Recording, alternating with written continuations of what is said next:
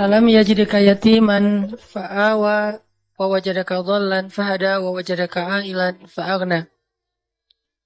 Kalimat alam yajidka yatiman fa'awa itu adalah kalimat pembuktian. Seolah-olah Allah ngomong ke kita tuh gini, kamu nggak ingat dulu ketika kamu pernah gini, gini, gini, siapa yang nolong kamu? Emangnya kamu nggak ingat dulu ketika kamu pernah terpuruk, siapa yang buat kamu bisa survive? Ketika kamu hampir celaka, siapa yang menyelamatkan kamu? Ketika kamu gini, siapa yang menolong kamu dan seterusnya, seterusnya. Jadi alam di sini Allah pengen ngingetin kita. Jadi kalimat alam adalah kalimat permintaan dari Allah supaya kita ingat-ingat lagi nih pengalaman hidup kita. Ada yang pengalamannya sampai ekstrim, second life misalnya, hampir celaka, terus bisa selamat. Ada yang pengalamannya masalah hutang, ada yang pengalamannya hampir bunuh diri tapi nggak jadi gara-gara diputusin. Ada yang macam-macam kan pengalaman orang maya. Nah itu kalimat alam yajidka yatiman. Yajidka itu Allah mendapati kamu dalam status nggak ada apa-apa sebetulnya. Kita tuh awalnya nggak punya apa-apa, bukan siapa-siapa, nggak bermodalkan apapun. Allah yang fa'awa, fahada, fa'aghna itu terjadi kepada kehidupan kita masing-masing. Kalau dalam bahasa kisah Nabi, fa'awa di masa Abdul Muthalib, fa'awa di masa Halimah, fa'awa di masa Abu Talib, dan fa'awa di masa Khadijah. Ini semuanya bentuk-bentuk fa'awanya Allah kepada Rasulullah Sallallahu Alaihi Wasallam. Kalau kita terjemahin ayat itu dengan kisah Nabi Musa, alam yajidka yatiman fa'awa, itu bisa teman-teman temuin di surat Toha dan surat Al-Qasas. Nanti di dalam surat-surat itu Allah ngejelasin tentang gimana dulu Nabi Musa dihanyutkan ke Sungai Nil. وَلَقَدْ مَنَنَّا عَلَيْكَ مَرَّةً أُخْرَى إِذْ أَوْحَيْنَا إِلَىٰ أُمِّكَ مَا يُوحَىٰ أَنِ اقْذِفِيهِ فِي التَّابُوتِ فَاقْذِفِيهِ فِي الْيَمِّ فَلْيُلْقِهِ الْيَمُّ بِالسَّاحِلِ يَأْخُذْهُ عَدُوٌّ لِّي وَعَدُوٌّ لَّهُ وَأَلْقَيْتُ إِلَيْكَ مَحَبَّةً مِّنِّي وَلِتُصْنَعَ عَلَىٰ عَيْنِي. Ketika Allah mengilhamkan kepada Ibu Musa, wahai Ibu Musa, hanyutkanlah bayimu di Sungai Nil kalau pengen selamat. Pengen selamat? Jangan kamu simpan di rumah, jangan kamu rawat sendiri, jangan kamu bawa lari ke hutan. Hanyutkan ke Sungai Nil. Supaya selamat dari siapa? Dari Firaun. Ini perintah Allah. Kadang-kadang Allah ngasih kita perintah dalam hidup itu nggak logis. Menyelamatkan bayi kok malah dihanyutkan ke sungai Nil. Kenapa nggak dibawa lari aja ke dalam hutan, lalu ke pantai, lalu lupa. Kenapa nggak umpetin aja di rumah gitu? Kenapa nggak bikin rumah aja di yang jauh, atau mungkin ibu dan keluarga Musa ngungsi aja ke Madian misalnya, ke luar negeri? Jadi orang yang lari dari negeri Firaun, kenapa nggak gitu aja yang lebih logis? Kenapa malah selamatkanlah bayimu dari Firaun dan tentaranya dengan cara hanyutkan ke Sungai Nil? Itulah hidup. Tidak semua perintah Allah itu kadang kita mengerti di awal, teman-teman. Kita cukup tahu bahwa ini perintah Allah, sami'na wa ata'na. Kalau pengen bahas lebih dalam lagi untuk cari tahu hikmahnya, silakan. Tapi jangan tunggu sampai kita ngerti hikmahnya baru sami'na wa ata'na, kelamaan. Akhirnya kita kehilangan banyak sekali kesempatan dapat kebaikan dari Allah. Justru biasanya Allah ngasih kejutan ketika kita ngambil challenge-nya Allah. Iman challenge, akidah challenge, tauhid challenge. Challenge-nya apa? Lakukan perintah Allah walaupun menurut logika kita agak aneh. Misalnya, tinggalkan pekerjaan itu. Ya Allah, pekerjaan inilah yang bikin saya bertahan hidup selama ini. Saya beli rumah, beli mobil, saya punya tabungan sekian gara-gara kerjaan ini. Udah tinggalin aja. Terus nanti saya kerja apa? Tenang, Allah yang gantiin. Terus gimana Ustadz? Jalannya dari mana Ustadz? Allah tahu jalannya, kita doang yang nggak tahu. Kalau kita nggak tahu bukan berarti Allah nggak tahu kan? Kita yang nggak tahu, Allah tahu. Karena Allah alimun, basirun, sabirun. maha tahu, maha melihat, maha teliti, latifun, sami'un. Allah maha kuasa. Jadi kalau kita nggak tahu caranya, bukan berarti dia nggak bisa. Serahin aja sama Allah. Ketika kita serahin sama Allah, Allah nggak mungkin ngecewain kita. Kenapa? Allah nggak pernah ngecewain hamba. Kita aja ke teman kalau udah diserahin satu amanah, kita berusaha untuk bikin dia terkesan, nggak sampai bikin dia kecewa. Apalagi Allah. Hanyutkan bayimu ke sungai Nil supaya selamat dari Fir'aun. Setelah Allah kuatkan hati ibunya, akhirnya karena ibunya soleha, hanyutin bayinya ke sungai Nil. Berharap selamat dari Fir'aun. Cuman nggak bisa lepas juga, pakai kakaknya. Kakaknya yang jadi pengintai gitu, nyari tahu adiknya hanyut kemana. Ngalir, bukannya ke negeri yang jauh, bukannya ke Sudan kayak atau ke luar negeri, kayak kan sungai Nil itu membelah berapa negara ya. Bukan sampai ke luar negeri. Gak lama kemudian malah masuk selokan yang mengarah ke tempat pemandian pribadinya Fir'aun. Ini makin gak logis nih. Luar biasa cara Allah tuh. Allah luar biasa cara membuat skenario-nya tuh keren banget. Masuk ke selokan itu, kakaknya Musa makin khawatir. Gimana dengan adik? Dia masuk ke selokan itu. Langsung dilaporin ke ibunya. Surat Al-Qasas dikisahkan ketika ibunya tahu Musa hanyutnya ke dalam selokan yang mengarah ke pemandian khusus Fir'aun, hampir copot jantung ibu Musa. Hampir copot jantung ibu Musa. Kenapa? Bisa dipastikan bayi ini akan ditemukan oleh para dayang-dayang Fir'aun, dan kalau ketahuan Fir'aun pasti akan dibunuh. Ini ujian luar biasa. Tapi ini challenge-nya justru di situ. Ketika kita berhijrah, ketika kita ngikutin cara Allah, awalnya terlihat, ya Allah, kok gini ya? Kok jadi gini ya? Kok malah masuk ke selokan ini ya? Kan gitu ya, ada kejutan-kejutan kecil gitu awal-awal kita berhijrah. Baru aja kita halalin, putusin. Akhirnya putusin, dia langsung jadian sama orang lain. Kan itu berat banget ya. Dia kayak mudah banget gitu move on dari kita. Padahal kita mutusin itu cuma gertak doang biar dia mau halal gitu. Siapa yang takut kata dia. Akhirnya jadian sama orang lain. Itu tuh berat banget. Saya tahu rasanya. Jadi masuk ke selokan itu. Udah gitu ke sungai kecil. Ditemuin sama dayang-dayang Firaun, dikasih kepada istri Firaun. Qadarullahnya Allah udah kasih persiapan bahwa istri Firaun belum punya anak.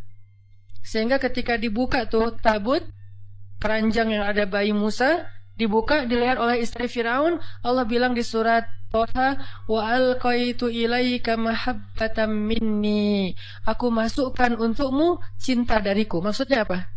Tiba-tiba istri Firaun jatuh hati kepada bayi Musa. Siapa yang bikin dia jatuh hati?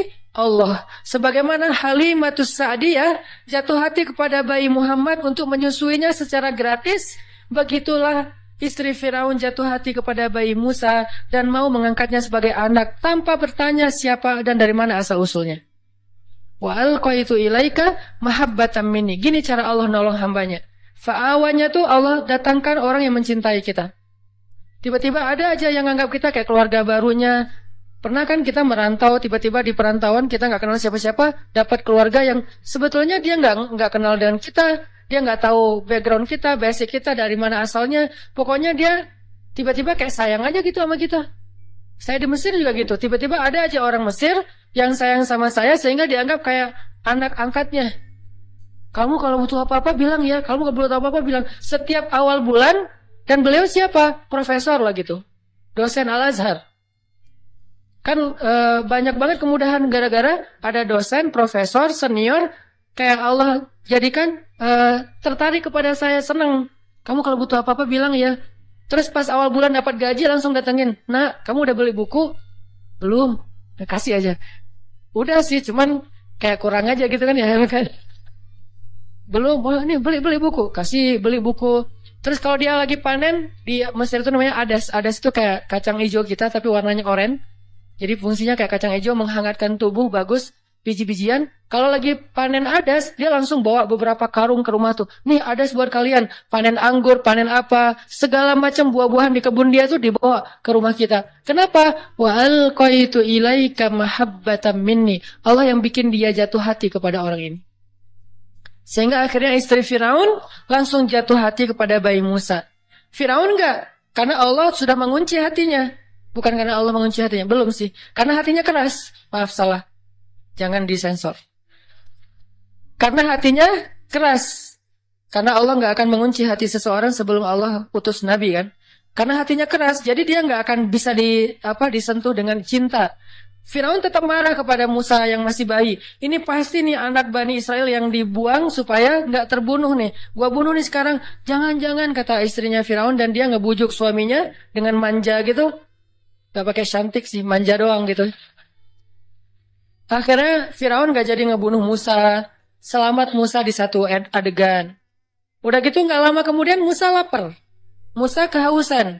Wa wajadaka ilan fa'aghna. Gimana caranya keluarga Firaun bikin audisi? Siapa yang bisa menyusui bayi Musa? Dikasih dinar, dirham, emas, perak. Dikasih tempat kedudukan yang tinggi di dalam istana. Punya gelar ningrat. Dikasih rumah di dalam istana yang sangat bagus.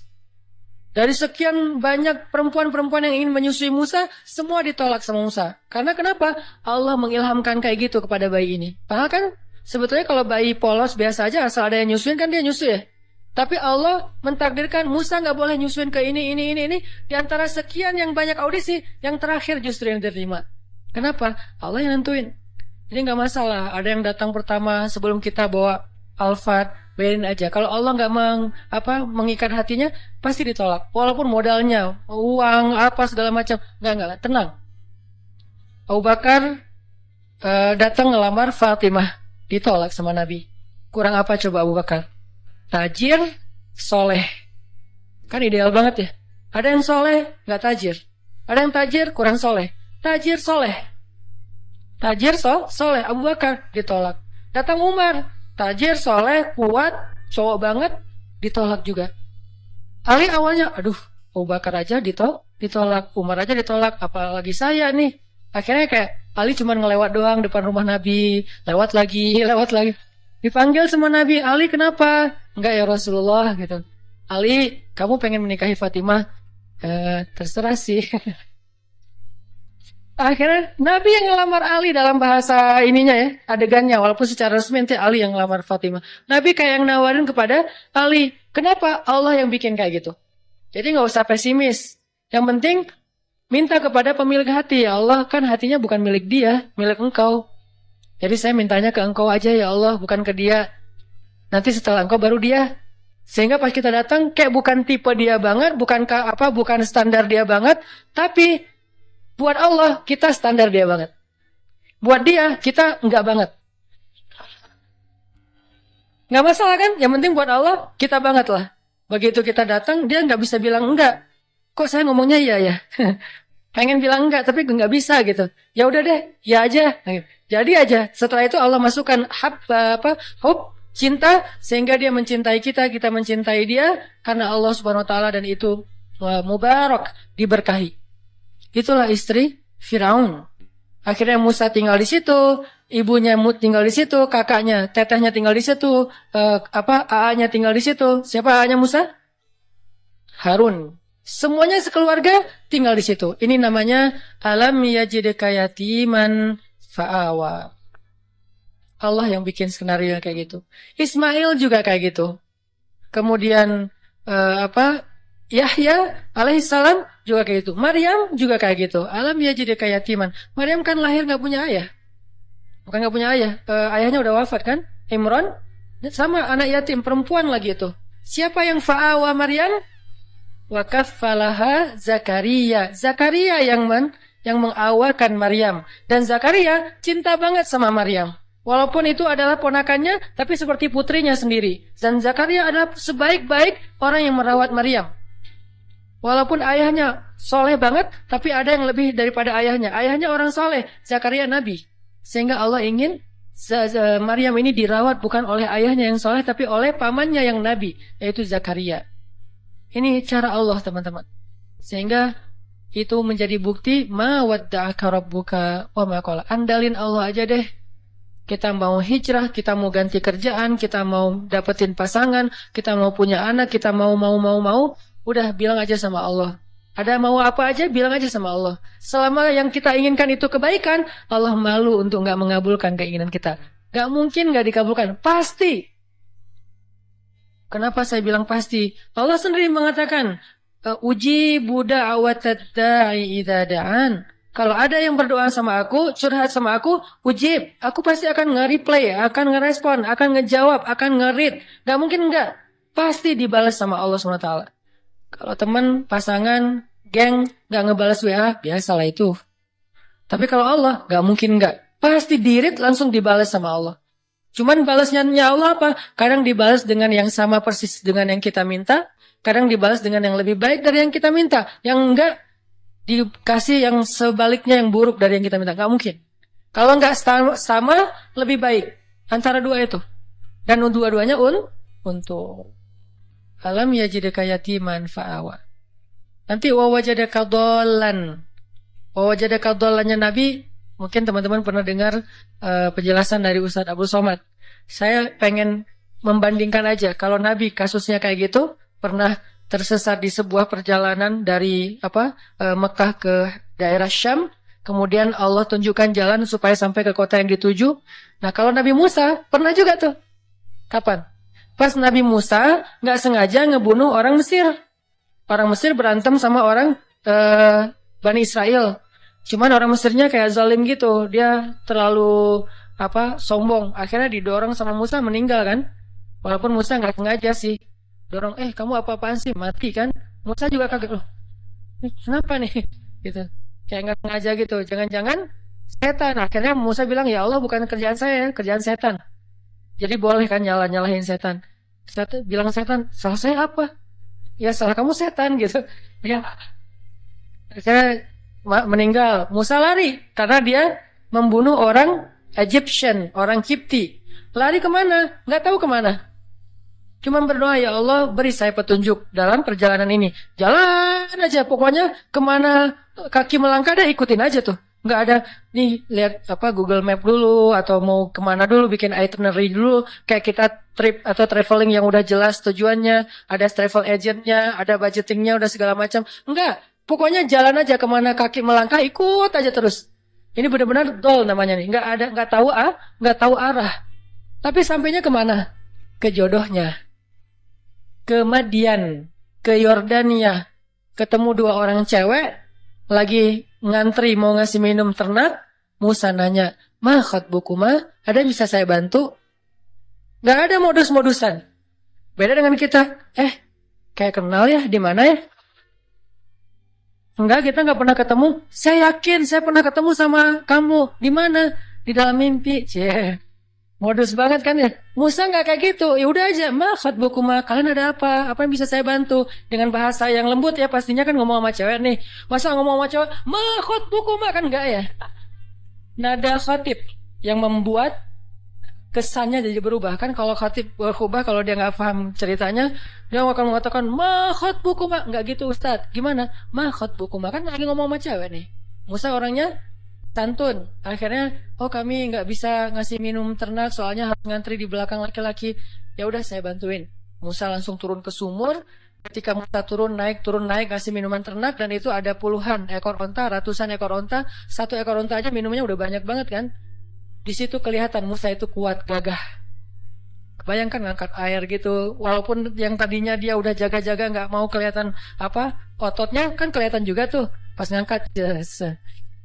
Terus kayak pura-pura lipat baju gitu. Kenapa ya ngangkat gitu. Terus kayak udah gitu selesai, Musa duduk di bawah pohon.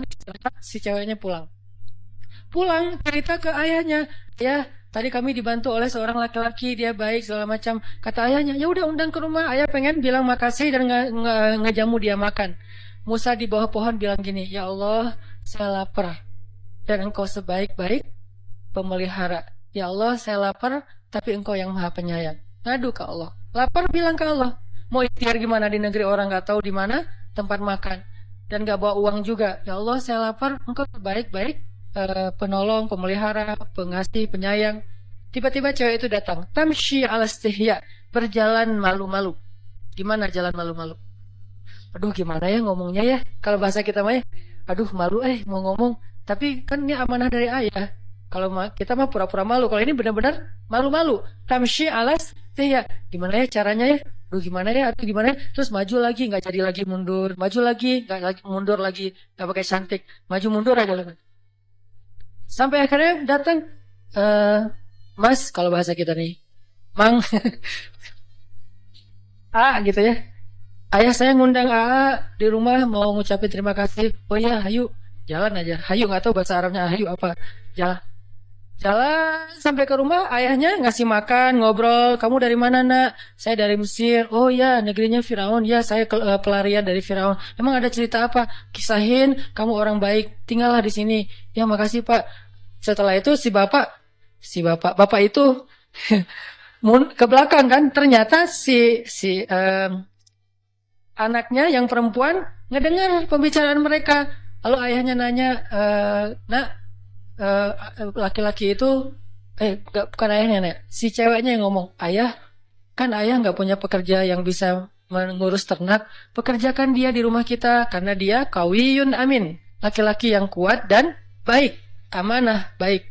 Ayahnya langsung nggak, oh anak saya berarti ada hati nih buat laki-laki itu. Kok bisa gitu sih, ayahnya kayak kegeeran gitu kan ya? Karena si cewek ini nggak pernah komen tentang cowok sama sekali dalam hidupnya. Sekali-kali dia komen cowok berarti ada sesuatu nih. Kalau sekarang udah nggak lagi kebaca sama ayahnya karena kita udah biasa komen. Kamu lucu deh, kamu apa. Jadi kayak sering komen jadinya biasa aja kan. Karena dia nggak pernah komen tentang cowok. Sekali-kalinya ada postingan cowok dia komen, itu sesuatu banget kan. Sekali-kalinya ada postingan cowok dia nge-like, sesuatu banget. Karena nggak pernah dia kayak gitu. Kalau kita periksa di list kontak handphonenya, itu nggak ada nama laki-laki itu. Cewek semuanya, terjaga banget. Sehingga sekali-kali dia bilang, ayah, pekerjakan dia di rumah karena dia laki-laki yang baik dan kuat. Ayahnya langsung nangkep, oh anak saya berarti tenang dengan laki-laki itu. Musa, maukah kamu menikahi putriku? Dengan mahar sekian. Musa mengiyakan, menikahlah mereka. Alam yajidka yatiman fa'awa, dikasih keluarga baru di Madian. Sebagaimana saya dikasih keluarga angkat dulu ketika di Mesir. Dan kemudian di Bandung, kemudian seterusnya, Allah mudahin. Alam yajidka yatiman fa'awa. Saya seorang perantau, walaupun saya ngerasa kayaknya Bandung ini adalah akhir dari perjalanan saya, Udah nggak mau pindah lagi ya, pokoknya udah love banget lah dengan kota Bandung ya. Hashtag. Jadi karena ngerasa kayaknya nih negeri saya yang ketiga, Aceh, Kairo, Bandung, udah aja selesai. Udah nggak mau pindah lagi karena udah nyaman. Tapi saya ngerasa dulu ke Kairo sendiri, kemudian ke Bandung nggak kenal siapa-siapa, selalu kasusnya alam yajidka yatiman fa'awa, yatiman fa'awa, yatiman fa'awa, itu berulang kali loh teman-teman. Pasti teman-teman juga ngalamin. Itu bukti ma wadda'aka rabbuka wa ma qala. Apalagi nanti kalau ngomong Ibrahim, pas beliau diusir oleh ayahnya dari Irak ke Palestina, bukankah itu juga terlunta-lunta, terkantung-kantung? Dolan, agna, wajadaka ail. Jadi udah yatim, dol, ail. Udah nggak punya siapa-siapa, bingung juga mau kemana, lapar nggak punya apa-apa. Tapi kemudian fa'awa, fahada, fa'agna. Sehingga Ibrahim yang tadinya seorang dalam keadaan yang tidak tahu apa-apa datang ke Palestina, sampai di Palestina Ibrahim menjadi orang paling kaya di Palestina. Apa ukuran kekayaan Ibrahim di Palestina? Ukuran kekayaan Ibrahim di Palestina, setiap malam Ibrahim menyembelih 100 ekor onta untuk para tamu. 100 ekor onta. Satu ekor onta harganya sebutlah 50 juta kali 100. Satu malam dia ngeluarin uang 5 miliar ya? 5 miliar benar? 5 miliar setiap hari loh teman-teman. Ada nggak di antara kita yang ngeluarin uang 5 miliar setiap hari buat tamu? Sehingga bisa dibilang Ibrahim itu bapak perhotelan dalam sejarah manusia. Dia yang pertama bikin konsep hotel. Hotel gratis tapi. Buat siapa? Visitornya siapa? Orang-orang yang mau berziarah ke Masjid Aqsa. Ibrahim yang menjamu mereka. Ngasih hotel dengan kualitas bintang 5. Terus juga buffetnya itu udah free flow. Setiap saat mereka bisa makan. Dan satu hari minimal 100 ekor onta. Itulah kekayaan Ibrahim. Dan itu berarti Ibrahim menjamu sekian ribu tamu setiap hari. Dan ini manajemennya nggak gampang loh. pasti ada suppliernya, pasti memberdayakan bisnis-bisnis lokalnya. Jadi Ibrahim itu benar-benar bisa memberdayakan warga Palestina semuanya jadi sejahtera dengan kerjaan perhotelannya di Masjid Al-Aqsa. Gratis semuanya. Ibrahim yang bayarin. Sekaya itu Ibrahim, teman-teman. Padahal datangnya nggak punya apa-apa. Fa'aghna, Allah yang mengkayakan Ibrahim. Semua cerita para anbiya itu sebetulnya bisa dikaitkan dengan alam yajidka yatiman fa'awa wa wajadaka dhallan fahada wa wajadaka ailan fa'aghna. Apalagi Adam, lebih yatim lagi kan? Jatuh dari langit, nggak punya siapa-siapa. Satu-satunya yang dia punya itu juga nggak tahu di mana. Kekasihnya Hawa. Bagaimana caranya? Allah yang menunjukkan mereka sehingga ketemu. Setelah sekian tahun mencari, akhirnya ketemu juga. Nah, ini artinya teman-teman, ma wadda'aka rabbuka wa ma qala. Part ketiga yang akan kita tuntaskan malam ini, fa ammal yatim fala taqhar wa ammas sa'ila fala tanhar wa amma bi ni'mati rabbika fahadis. Kalimat 3 ayat terakhir ini itu kayak nerusin 3 ayat sebelumnya. Alam yajidka yatiman fa'awa fa ammal yatima fala taqhar. Wa wajadaka dhallan fahada wa ammas sa'ila fala tanhar wa wajadaka 'ailan fa'aghna wa amma bi ni'mati rabbika fahadis. Jadi kayak pasangan-pasangan ayat. Bukankah Allah mendapatimu dalam keadaan yatim lalu Allah kasih kamu keluarga? Makanya kalau ketemu anak yatim, jangan kamu bersikap semena-mena kepada mereka. Karena Allah juga mendapatimu yatim, wahai Muhammad. Sehingga Nabi Muhammad sayang banget sama anak yatim dan sangat dekat kepada orang yang sayang kepada anak yatim. Sehingga Nabi mengatakan, orang yang mencintai anak yatim nanti di akhirat bersamaku itu seperti jari telunjuk dengan jari tengah ini. Dekat banget. Jadi kita bakal punya rumah bersebelahan, satu klaster sama rumah Nabi. Kan seru banget ya. Punya rumah satu klaster sama rumah Nabi. Dan klaster itu klaster terbaik di surga. Yang satu butir debunya lebih mahal daripada dunia dan seisinya. Bukan 1 meter tanahnya. 1 butir debunya lebih mahal daripada dunia dan seisinya. Enggak ada lagi klaster wilayah tanah yang lebih baik daripada klasternya Nabi nanti di surga. Dan siapa yang sayang kepada anak yatim, yang sangat peduli kepada anak yatim di sini usia sebelum dia mampu berusaha. Kalau 25 tahun, terus dia jomblo gitu, terus dia kayak gitu. Itu modus ya. Ustaz, dia tuh masih yatim loh. Ayahnya udah meninggal sekian tahun. Jadi saya kayak fa'awa gitu Ustaz ya. Ya boleh lah ya. Yang penting niatnya baik. Jadi siapa yang sayang sama anak yatim, nanti dia akan disediakan rumah satu klaster dengan Rasulullah SAW. Jadi dia kayak bertetanggaan gitu sama Nabi SAW. Ketemu sama Nabi, duduknya di sebelah Nabi. Ketemu sama Nabi, duduknya satu majelis sama Nabi.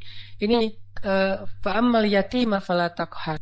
Jangan semena-mena sama anak yatim. Dulu di zaman Nabi ada cerita seorang sahabat namanya Abu Lubabah. Abu Lubabah ini punya pohon korma di sebelah rumah anak yatim. Tapi dia nggak rela gitu kalau kormanya dimakan sama anak yatim, korma yang udah jatuh.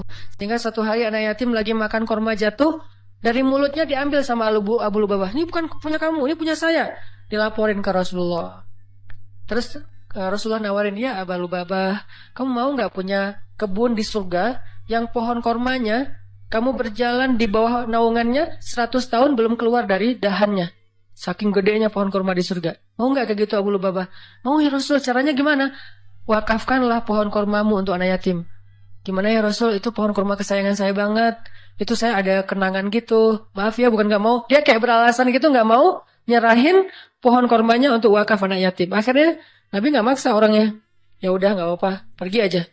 Tiba-tiba datang sahabat yang lain, namanya Abu Lubabah. Dia bilang, ya Rasulullah, ada apa Abu Lubabah? Tadi saya mendengar Rasulullah nawarin sesuatu kepada Abu Dahdah yang kedua. Ada apa Abu Dahdah? Saya tadi dengar Nabi nawarin sesuatu ke Abu Lubabah, tapi dia nolak. Ya, memang kenapa? Kalau saya ngambil itu boleh nggak ya Rasulullah? Boleh, siapapun, kebaikan itu untuk siapa aja. Ya udah, tunggu ya Rasulullah. Langsung dia pergi ngejar Abu Lubabah. Ya Abu Lubabah, ya Abu Lubabah. Abu Lubabah nungguin. Ya Abu Dahdah, ada apa? Kamu tahu kan kebun kurma saya di Madinah? Siapa yang tidak tahu kebun kurma milik Abu Dahdah? Satu kebun kurma ada 600 pohon kurma. mata air sendiri, ada villanya, luas banget kebunnya. Dan kebun itu paling subur. Yang lain panen setahun 2 kali, yang ini 3 kali setahun. 4 bulan sekali panen. Teman-teman kalau mau berhitung, satu pohon korma sekali panen itu lebih dari 100 kilo. Satu pohon. Satu dahannya aja udah berapa puluh kilo kan? Itu satu pohon lebih dari, sebutlah yang paling kecil 100 kilo. 1 kilo harganya 500 ribu. 500 kali 100. Capek. Itu satu pohon. Dan Abu Dahdah punya 600 pohon. Jadi sekali dia panen korma, itu puluhan M loh keuntungannya. Sekali panen. Dalam setahun dia panen 3 kali. Ratusan M dalam setahun. Kata Abu Dahdah, wahai Abu Lubabah, kamu tahu kan kebun kurma saya? Tahu. Siapa yang nggak tahu kebun kurma Abu Dahdah terkenal di Madinah? Mau nggak kita barter? Kamu kasih pohon kurma kamu yang di pojok rumah anak yatim ke saya kasih kebun saya ke kamu. Bukan pohon, kebun. Kata Abu Lubabah, yang benar. Kamu nggak lucu deh ininya, canda. Nah ini mah dialog dari saya. Terus kata Abu Dahdah, saya serius. Beneran. Ya udah, ayo. Langsung transaksi, jadi deal. Mereka kemudian pergi ke rumah anak yatim. Wahai anak yatim, kata Abu Dahdah, mulai sekarang pohon ini Bapak wakafin buat kalian. Makanlah sesuka kalian dari korma yang ada di pohon ini. Kemudian gak lama kemudian dia ngajak Abu Lubabah ke kebunnya. Istrinya lagi bersih-bersih gitu. Kata Abu Dahdah, wahai istriku keluarlah. Ini sekarang bukan kebun kita lagi, sudah aku jual. Istrinya kaget. Kamu jual ke siapa wahai Abu Dahdah? Kamu untung gak? Kata suaminya, untung banget. Ke siapa sih kamu jualnya? Ke Allah. Kata istrinya, itu baru untung. Itu baru perniagaan yang besar. Itu baru hebat. Istrinya ini soleha banget. Coba kalau kita ngomong gitu ke pasangan kita, kira-kira digapain? Didoain ya. Semoga kamu cepat. Ini istri yang soleha. Ini buat cewek-cewek ya. Kadang-kadang suami itu kalau lagi semangat, kadang-kadang kan suka nggak mikir ya. Kasih aja. Nah kalau dia lagi gitu, tapi tetap ada batasannya juga. Cuman dengan kualitas iman Abu Dahdah dan istrinya, itu emang luar biasa, inspiring banget. Istrinya malah bahagia. Ya saya udah keluar. Wah, sekarang jadi milik siapa? Abu Lubabah. Silakan Abu Lubabah. Mereka pergi meninggalkan kebun itu sama sekali nggak nyesal. Cerita ini didengar oleh Rasulullah SAW dan Nabi mengatakan, duh betapa luasnya kebun Abu Dahdah di dalam surga. Aku melihat kebun Abu Dahdah itu mudhammatan, lebat sekali, warnanya hijau tua di dalam surga. Ini makna dari fa'ammal yatima fala taqha. Sebegitu besarnya penghargaan Allah kepada orang yang menyantuni anak yatim. Terus angle yang kedua adalah al jaza min jinsil amal. Balasan itu sesuai dengan jenis amal. Jadi kalau dia pengen dapat fa'awa, alam yajidka yatiman fa'awa, pengen dapat itu, maka caranya fa'ammal yatima fala taqhar. Siapa yang menyantuni anak yatim, Allah santuni. Siapa yang menaungi anak yatim, Allah naungi. Siapa yang meringankan hajat anak yatim, Allah ringankan hajatnya. Al-jaza min jinsil amal itu berlaku di surat Ad-Duha. Jadi itu bukan kaidah fikih akal-akalannya ulama, karena ulama ketika membuat sebuah rumusan fikih atau persepsi fikih itu berlandaskan pemahaman mereka terhadap ayat dan hadis kan. Ayatnya salah satunya fa'ammal yatim fala taqhar. Hasilnya alam yajidka yatiman fa'awa. Wa ammas sa'il fala tanhar. Kalau ada orang yang nanya, karena ada dua tafsir nih. Ada yang bilang sa'il di sini orang yang meminta pertolongan, ada yang bilang sa'il di sini orang yang nanya jalan. Kalau ada yang nanya jalan ke kamu, lalu kamu menunjukkan jalannya, maka Allah juga akan wa wajadaka dhallan fahada. Makin sering kita ngebantu orang untuk menemukan jalan, makin sering kita dengerin curhat teman kita, makin sayang Allah untuk dengerin curhat kita. Maka sabarlah mendengar curhat temannya. Walaupun kadang-kadang emang capek sih, tapi sabarlah. Latihlah mendengar curhat teman, sehingga kita jadi seorang suami yang mau mendengar curhat istri. Nanti ketika kita udah nikah, Neng mau cerita, apa? Kayak semangat gitu kan ya. Iya, tadi ada cerita sama teman-teman gini-gini. Kita jadi pendengar yang baik, bukan langsung kita patahkan. Kenapa? Karena udah terbiasa di kos-kosan jadi tempat curhatnya teman-teman sekos-kosan. Sampai ibu kos juga curhatnya ke kita gitu. Iya, itu yang kamar sebelah suka telat aja bayar kos-kosan. Ya Bu. Saya juga gitu ya Bu. kamu nggak apa-apa, soalnya kamu udah dengerin curhat. Gitu. Ya pokoknya jadi orang yang wa masaila fala tanhar. Jadi kalau ada orang yang nanya ke kita, minta pertolongan ke kita berusaha untuk membantu dia, Allah juga akan berusaha membantu kita. Contohnya Nabi Shallallahu Alaihi Wasallam. Nabi itu kalau ada yang minta tolong nggak pernah nolak. Kalau beliau nggak bisa nolong sendiri, beliau akan cari orang untuk nolong dia baru ditinggalin. Jadi nggak ada yang datang langsung Nabi, maaf ya nggak bisa. Mungkin kita nggak bisa gitu-gitu amat lah ya, tapi berusaha. Nggak semua kasus kita bisa ambil. Tapi ada satu dua yang kadang-kadang kita kayak berjuang banget. Ada banyak orang yang mengetuk pintu rumah kita, yang nelpon ke nomor kita, yang datang kepada kita minta tolong. Mungkin di antara sekian banyak, jangan semuanya ditolak. Harus ada satu dua yang kita ambil. Entah kenapa, pokoknya Allah yang pilihkan dia untuk kita. Terus kita coba tuntaskan hajat dia sampai selesai. Siapa yang meringankan hajat saudaranya di dunia, Allah ringankan hajat dia di dunia dan di akhirat. Balasannya bukan cuma di dunia, bahkan di akhirat. Sehingga ketika kita di akhirat nanti bingung di padang mahsyar itu kan perjalanan jauh banget ya. Kebayang gak sih dari sini ke Palestina itu jalan kaki? Kok Palestina Ustaz? Karena tempat berhisab itu adalah negeri Palestina. Ini salah satu keutamaan dari negeri Palestina itu adalah mim makanin qarib yang Allah sebutin di Al-Quran. Arti makanin qarib, tempat yang dekat itu adalah Palestina, kata ulama tafsir. Sehingga nanti sidang Allah itu di padang mahsyar adanya di negeri Palestina. Negeri Palestina dari Indonesia jaraknya jauh, padahal buminya masih segini. Sedangkan bumi mahsyar beribu-ribu kali lipat lebih besar daripada bumi ini. Berarti jaraknya ribuan kali lebih jauh daripada yang sekarang. Kita meninggal di Indonesia, dikuburin di Indonesia. Nanti ketika kita bangkit, kita harus jalan ke Palestina. Palestinanya udah berapa ribu kali lipat lebih jauh dari yang sekarang. Jalan kaki, teman-teman. Gak ada petunjuk sama sekali. Arahnya sudah berganti. Kiblat atau timur barat udah berubah. Gimana cara kita menemukan spot hisab? Susah banget kan? Kalau nggak karena Allah, wa wajadaka dhallan fahada. Dulu di dunia kita sering nolongin orang, sering nunjukin arah ke orang lain, sering bantuin orang di jalan, sering bantu orang ketika kesusahan. Allah bantu nanti kita di akhirat. Sehingga tiba-tiba dikasih kendaraan, kita kayak kasih tumpangan buat teman, itu nggak ada yang kelewat sama catatan Allah. Kamu kan dulu pernah ngasih tumpangan ke teman kamu pulang taklim. Padahal kamu pulangnya ke Padalarang, dia ke Cilenyi, kamu anterin dia dulu. Akhirnya balik lagi ke tengah, gak sampai Padalarang, nginep di TSB. Gak kuat gitu ya. Tadinya nanyanya sih kayak serius gitu. Pulang kemana? Saya anterin. Oh boleh. Udah aja naik motor. Kemana Cilenyi. Ngomong dari tadi. Kan beda arah timur dan barat. Nah kamu pernah ngelakuin itu di dunia, nanti di akhirat tiba-tiba Allah yang ngasih kita tumpangan. Dan tumpangan dari Allah sebaik-baik tumpangan kendaraan cahaya. Sehingga dari Indonesia ke Palestina itu hanya sekejap mata saja. Itu diantara makna dari hisab yang ringan, hisab yang mudah, dipercepat perjalanannya. Sementara yang lain masih kebingungan. Ada yang jalan ke sana, ada yang jalan ke sana. Itu nggak ada yang arah loh, yang jelas arahnya. Jadi orang jalan itu acak aja tuh kemana-mana. Bisa ribuan tahun nggak sampai ke tempat hisab, belum dihisab tuh. Untuk sampai ke sana aja ribuan tahun. Kok malaikat nggak ngasih tahu sih kalau kita salah jalan? Karena kita di dunia juga nggak pernah ngasih tahu orang kalau dia salah jalan, dibiarin aja.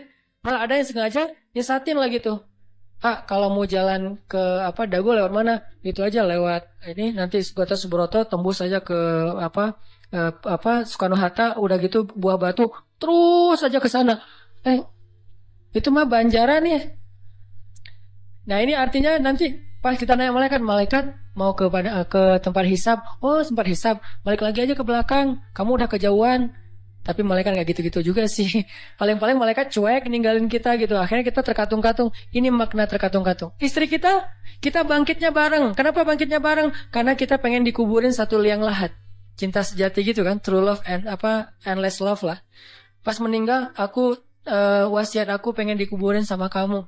Udah aja dikuburin satu liang lahat. Pas bangkit, noleh juga enggak teman-teman. Yauma yafirrul mar'u min akhi wa ummihi wa abihi wa sahibatihi wa bani likulli imri'in minhum yawma idzin sya'nu yughni. Kita bangkit bersebelahan tapi enggak noleh. Kok bisa gitu? Kita nggak kenal tapi nggak peduli. Kok nggak peduli? Saking takutnya kita tentang nasib diri sendiri. Sampai diibaratkan hari itu, kata Allah di surat Al-Muzammil, hari ketika seorang Wildana Shiba, seorang anak kecil aja tiba-tiba beruban saking stresnya dia. Tapi nggak semua orang yang rambutnya beruban itu karena stres ya. Sebagiannya doang. Kalau anak kecil sampai tiba-tiba beruban, berarti kan stres banget tuh hari ya. Kita nggak noleh ke pasangan kita. Terus kapan kita kenal dengan pasangan kita, Ustaz? Nanti setelah edisi part ini udah lewat, nanti ada adegan kita udah mulai saling kenal, saling menyapa, bahkan saling menuntut, saling menjatuhkan, saling menolong. Itu ada adegannya nanti. Tapi di adegan pertama nggak, sama sekali nggak peduli. Suaminya tersesat, istrinya nggak akan nolong. Sehingga yang bisa nolong kita hari itu hanyalah apa yang hari ini kita lakuin, teman-teman. Sehingga kalau kita nemuin ada sa'il itu bisa orang yang minta tolong, bisa orang yang nanya jalan, fala tanhar. Jangan bikin dia kecewa, jangan sakitin hatinya. Kalaupun kita nggak bisa bantu dia, minimal jangan sampai kita manna wal adha, menyakiti dia dengan kata-kata kita. Jangan. Setidaknya kita kalau nggak bisa tolong pun ya sudah, ya nggak bisa nolong aja. Jangan udah nggak bisa nolong, nyakitin lagi tuh. Kayak kita nggak bisa nolong teman-teman di Palestina. Ya udah jangan ngomong ngapain sih jauh-jauh. Udah nggak usah. Kalau pengen nolong yang dekat-dekat silahkan. Mau dua-duanya lebih bagus lagi. Mau yang sana juga nggak masalah. Yang penting jangan nyakitin. Jangan kita beranggapan bahwa yang di Palestina itu jauh nggak perlu ditolong, yang di Suriah itu jauh nggak perlu ditolong. Padahal kondisi mereka itu luar biasa memprihatinkan, bahkan dahsyat sekali keadaan mereka. Tapi kita udah nggak nolong, ngomong lagi. Jadi kalau mereka dengar kasihan, perasaan mereka kayak gimana gitu. Ya udah jangan. Termasuk orang di sekeliling kita, keluarga besar kita. Kadang-kadang ada kakak adik kita yang minta tolong. Kita kayak sebel gitu sama dia. Giliran butuh aja lo minta tolong. Jangan, udah aja diem. Kalau kita nggak mau nolong atau nggak bisa nolong, diem aja. Kenapa? La tanhar. Jangan sakiti orang yang meminta pertolongan. Sehingga nanti al-jaza min jinsil amal. Allah juga akan membalas kita dengan cara yang sama. Na'udzubillah min dzalik. Wa amma bi ni'mati rabbika fahadits. Nikmat Allah sampaikanlah. Maksud menyampaikan nikmat Allah itu ada banyak. Salah satunya adalah kita bicarakan kebesaran-kebesaran Allah. Allah tuh baik banget. Allah gini. Sehingga dengan pembicaraan kita, orang yang mendengar jadi semakin yakin sama Allah. Kayak tadi cerita saya di Thailand, simple sebetulnya. Cuman hal yang sepele banget. Tapi itu bagian dari tahadus bin ni'mah. Tujuannya apa? Tujuannya biar kita yang mendengar makin yakin sama Allah, makin bergantung sama Allah, makin taat di jalan Allah. Itu namanya wa amma bi ni'mati rabbika fahadits. Jadi teman-teman, 3 ayat terakhir itu ada 2 angle yang kita bisa lihat. Satu, ternyata kalau kita pengen dapat satu kebaikan, maka tanamlah kebaikan yang sama di ketika kita bisa. Nanti saat kita butuh, Allah akan membalas kita dengan kebaikan yang sejenis. Saya pernah cerita dulu, saya di Kota Baru Parahyangan, habis taklim malam-malam gerimis, saya pulang pakai mobil, ngelihat di jalan ada ibu-ibu sama anak gadisnya lagi jalan kaki. Kota Baru di Masjid Al-Irsyad itu kan ke jalan raya jauh ya, dan malam-malam nggak ada damri, nggak ada angkot, nggak ada ojek. Beliau jalan kaki berdua, gerimis lagi tuh, pakai payung. Saya waktu itu tinggal di Cihanjuang, saya mau keluar dari masjid, ngelihat ada ibu-ibu sama putrinya lagi jalan. Saya samperin, Bu, butuh tumpangan? Oh boleh Ustadz, mau kemana? Mau ke depan? Ya udah ikut aja. Karena saya nggak bawa pasangan, mereka duduk di belakang. Itu etikanya ya. Jangan duduk di depan, nanti jadi fitnah. Udah aja duduk di belakang. Dan itu tidak menghina. Oh jadi kayak supir dong, nggak apa-apa.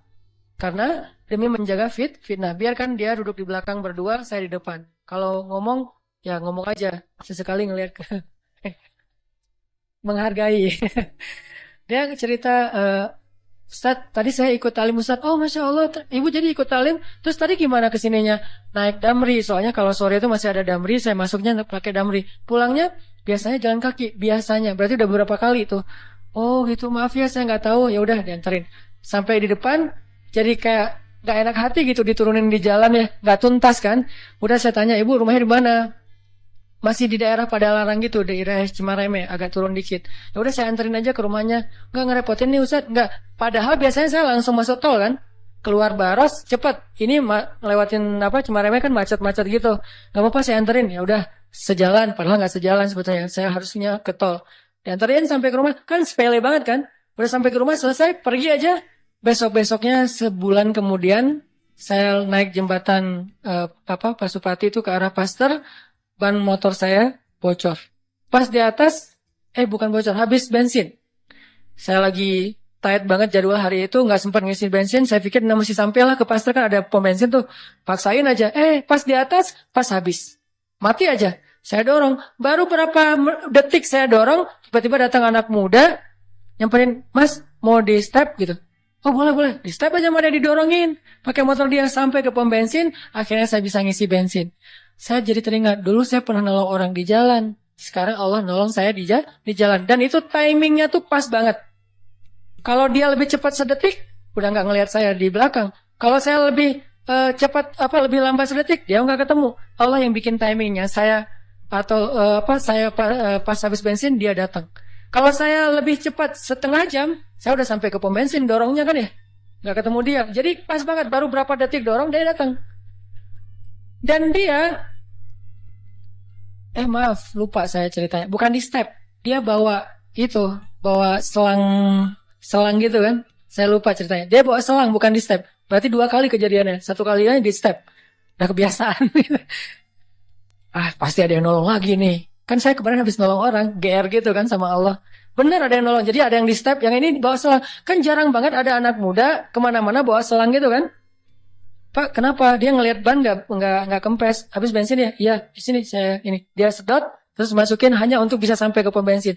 Kan itu jarang banget. Mungkin 1 banding 1000. Dan pas lagi timingnya. Allah yang membuat seperti itu. Kalau orangnya ada di sini atau nonton, barakallah, jazakallah khair. Sering saya cerita nih, benar jadi kebaikan buat dia.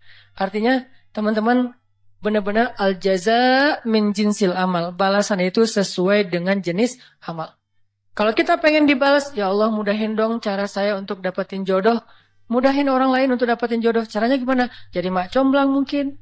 Atau nemenin dia curhat mungkin. Atau nemenin dia ngelamar mungkin. Kita yang jadi, Pak, dia tuh sahabat saya banget. Saya kenal banget dengan dia, Pak. Pokoknya aman lah, Pak. Dia orang yang bertanggung jawab. Kita promoin dia. Sehingga nanti Allah yang promoin kita di orang lain. Pokoknya mau apa, cari amal soleh yang sejenis dengan itu. Saya pengen jadi orang kaya, Ustaz. Ya udah. Tolong orang lain ketika lagi butuh modal atau apa. Saya pengen nikah, Ustaz. Ya udah bantu dulu temennya untuk mahar. Nanti Allah ganti mahar yang buat kita. Atau kalau nggak mahar mungkin hantaran. Karena kadang-kadang kan hantaran itu apa? Seserahan ya. Seserahan itu kadang-kadang lebih gede daripada mahar kan. Mahar anak saya sih nggak banyak, Dek. Soalnya kan kata Nabi mahar jangan tinggi-tinggi. Berapa, Pak? Ya udah 1 gram aja. Oh, tapi seserahannya ya berapa? 1 M juga nggak apa-apa. Si bapak teh. Seserahannya yang gede, jadi kita bikin stres gitu kan. Nggak apa-apa, ambil aja. Jangan menyerah ketika ditawarin 1 M, 10 M, 100 M. Ambil. Itu angka gede di kita, tapi kecil di Allah loh. Jangan pikir kita yang bakalan bayar, Allah yang bayarin. Dek, maharnya standar biar nggak beda sama kakaknya ya. Bukan bapak mau mempersulit adik. Bapak tahu adik penghasilannya pas-pasan. Ini bapak menghina atau lagi apa sih? Tapi emang biar dia nggak jauh banget, nggak jomplang banget sama kakaknya. Kakaknya dulu sih 3 M, dia 2 M juga nggak apa-apa. Boleh, Pak. Kamu sanggup? Insya Allah, Pak. Kerja apa? Allah yang kasih kerja. Gitu. Semangat. Siapa tahu nanti setelah kasih saya waktu 1 tahun, Pak. 1 tahun? Ya, oke 1 tahun. Bekerja semaksimal mungkin 1 tahun. Biarkan mereka ngelihat kesungguhan kita. Setelah 1 tahun, mungkin kita nggak dapat 1 atau 2 M, tapi dapat kasihan dari dia. Jayan, ini serius nih ternyata. Ya udah deh, ada dapat berapa? Dapat Pak 2 apa? 20 juta gitu. Ya udah nggak apa-apa, dicicil ya tapi ya. Karena kamu udah berusaha, ya udah jadi deh. Karena dia ngelihat kita kayak tanggung jawab, serius, wah pantang menyerah. Itu kan akhirnya gol. Kan yang penting gol. Soal gimana caranya Allah lebih tahu. Pokoknya kalau dikasih tantangan, ambil. Setelah itu gimana Ustaz? Serahin ke langit. Allah mudahkan semuanya. Kalau di tangan kita, pasti susah. Logika kita pasti nggak nyambung. Tapi di sisi Allah, ala kulli syai'in qadir. Allah maha kuasa atas segala sesuatu. Jawabannya sederhana. Karena kita membandingkan diri kita dengan orang-orang lain. Atau nggak usah diri kita deh. Kita membandingkan nasib orang beriman dengan nasib orang yang tidak beriman. Sama-sama menggunakan dunia. Padahal Allah tidak banyak berjanji urusan dunia kepada orang beriman. Kalau mau ngebandingin, bandingkanlah orang beriman itu dengan akhirat dan orang yang tidak beriman dengan dunia. Dia dapat apa di dunia, kita dapat apa di akhirat. Itu baru imbang perbandingannya. Kalau kita ngebandingin dia dapat apa di dunia, saya dapat apa di dunia, itu perbandingan yang nggak matematis menurut Islam. Nggak logis menurut iman. Baru logis kalau kita ngebandingin, dia orang misalnya riba. Terus dia bisa beli aset sekian. Saya nggak riba, dapat apa nanti di akhirat. Itu baru logis tuh menurut iman. Cuman kalau kita hitung-hitungan, dia kok mengawali usahanya dengan cara riba, saya dengan cara yang lebih syar'i. Kok dia dapat sekian aset, saya enggak? Ini secara hitung-hitungannya aja, pertanyaannya udah salah, sehingga tidak ada jawaban. Jadi kalau pertanyaannya udah salah, tidak ada jawaban.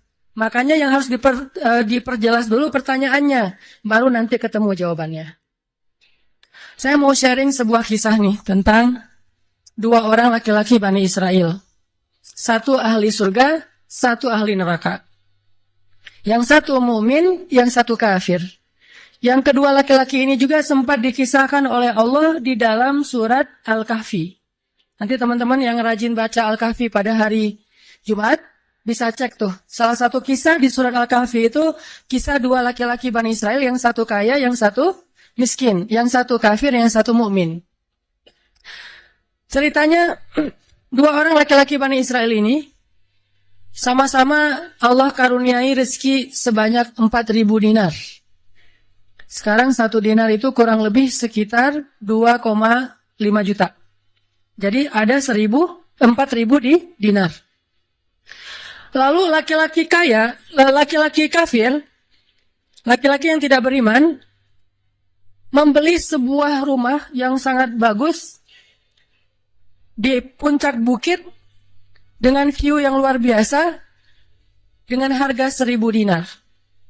Sehingga kemudian dia datang kepada temannya yang mukmin, dia bilang, "Hei, yuk ke rumah saya tunjukin rumah baru saya." Datang nih ke rumah baru laki-laki yang tidak beriman. Pas ngelihat dari gerbangnya luar biasa, tamannya luas, ada rusanya, ada kijangnya, ada marmutnya, ada segala macamnya, ada onta, ada kuda, lengkap aja tuh. Ini rumah atau kebun binatang ya? Pokoknya rumahnya keren aja. Terus laki-laki beriman nanya, "Ini rumah baru?" "Ya." "Berapa kamu belinya?" 1.000 dinar. "Bagus kan?" "Bagus." "Ya udah kamu beli atau 1.000 dinar. Ini rumah kayak gini banyak nih masih dijual." Akhirnya laki-laki mukmin ini pulang. Malam harinya dia sholat, kemudian dia berdoa, "Ya Allah, sahabat saya sudah membeli sebuah rumah yang besar, rumah yang bagus dengan harga 1.000 dinar. Maka besok saya ingin membeli itu di surga dengan cara bersedekah 1.000 dinar. Maka berikanlah untuk saya rumah yang lebih bagus di surgamu, ya Allah." Dia sedekah 1.000 dinar. Lalu besoknya ketemu sama temannya yang tidak beriman, nanya, "Udah beli rumah?" "Udah." "Di mana?" "Nggak dekat dengan rumah saya, jauh," kata dia. "Di mana itu?" "Di surga." "Hah? Caranya gimana?" "Sedekah." "Wah, kamu mah orangnya fanatik lah, istilahnya sok soleh lah, apalah segala macam, Pak Haji." Diledekin aja tuh. Diledekin. Taulah yang udah hijrah kan gitu ya, suka ada istilah-istilah ngeledekin. Ya udah hijrah, anak masjid, apa istilah-istilahnya. Diledekin gara-gara dia bersedekah 1.000 dinar, sebagai ganti temannya yang membeli 1.000 dinar itu bisa beli rumah yang besar. Diledekin terus. Setelah berlalu sekian lama, kemudian laki-laki yang pertama ini, yang tadi tidak beriman, nikah. Istrinya tuh cantiknya luar biasa. Usianya ABG. Cantik. Setelah selesai dia lamar, nikah, pas hari pernikahan, ngundang temannya yang beriman. Datang ya ke acara pernikahan saya. Acaranya tuh, weddingnya itu ada IO-nya, IO terkenal, paling terkenal di situ. IO Bani Israel. Paling. Jadi, bukan IO ya, wedding organizer-nya Bani Israel. Kan orang Bani Israel mah, orang Yahudi ini kalau bikin acara tuh luar biasa. Kayak mereka bikin Tomorrowland segala macam kan. Jadi bikinlah wedding organizer ini bikin acara wedding yang luar biasa, menghabiskan berapa? Kalau sekarang mungkin di TV-TV itu suka diumumin biaya weddingnya itu berapa miliar kan, suka gitu tuh. Nah dia ngumumin. Atau kalau nggak dia umumin pun orang-orang bilang, tahu nggak itu acaranya habis berapa? 1.000 dinar. Habis 1.000 dinar. Dia nanya, ini emang habis 1.000 dinar? Ya, maharnya 1.000 dinar. Mahar si cewek cantik. Cewek paling cantik di kota itu aja. Tidak ada lagi cowok kecuali pernah suka sama tuh cewek. Tapi dia dapat gara-gara punya uang 1.000 dinar. Saya pernah guyon sama istri saya, nanti kalau anak kita nikah, maharnya nggak usah mahal-mahal, 2 miliar aja. 1 miliar buat dia, 1 miliar buat bapaknya. Nah, 1.000 dinar. Udah gitu dia pulang nih orang beriman. Malamnya dia tahajud, dia berdoa kepada Allah, ya Allah, teman saya udah nikah, nah saya mau masih gini aja. Tuh ya, ini pedoman buat teman-teman ya. Kalau ada yang ngasih kartu undangan, tanya maharnya berapa? Maharnya 10 juta. Waduh, saya pas nih 10 juta. Bilang ke Allah, ya Allah, sama kayak dia. Saudara saya, teman saya sudah menikah dengan mahar 1.000 dinar. Dan saya masih punya. Saya ingin melamar bidadari di surga dengan 1.000 dinar. Nikahkanlah saya dengan bidadari paling cantik di surga, ya Allah. Ini 1.000 dinarnya, sedekah 1.000 dinar. Temannya punya anak, ceritanya pas lagi reuni SMP gitu ya. Lagi reunian tanya, kok masih sendiri aja? Enggak sendiri, cuma nggak dibawa. Itu trik menjawab pertanyaan yang nyelekit tadi. Loh, kok kamu sendiri? Nggak ditemenin sama si dia? Enggak, lagi nggak enak badan. Nggak dibawa katanya. Loh, kok nggak dibawa? Soalnya masih di surga. Udah aja. Oh, di surga gimana caranya? Sedekah 1.000 dinar. Wah, lo benerannya keterlaluan lo. Udah habis-habisan dibully. Dibully habis-habisan gara-gara dia nggak melamar cewek dengan 1.000 dinar, malah pakai sedekah untuk melamar bidadari hurul ain. Baca surat Ar-Rahman paragraf terakhir tentang hurul ain. Fihinna qasiratut tarfi lam yatomithunna insun qablahum wala jan. Gak ada manusia yang kayak gitu. Qasiratut tarf, cewek yang matanya besar tapi sayu. Matanya besar, tapi sayu. Kalau mata saya kecil, matanya besar tuh. Orang sekarang kan banyak pengen mata besar, sampai diedit dulu di berapa tuh? Aplikasi teh. Itu. Di fotoras lah, apalah, diedit supaya matanya disobek dikit di bagian ininya, jadi besar gitu ya. Dikasih eyeshadow, dikasih segala macam supaya matanya besar. Kenapa? Mata besar itu simbol dari kecantikan. Makanya bidadari itu bahasa Arabnya hurul ain, yang matanya besar. Lam yatomithunna insun qablahum walajan. Belum pernah disentuh. Disentuh doang loh ya, bukan yang lain. Cuma disentuh aja, belum pernah oleh manusia dan jin. Murni, asli, original.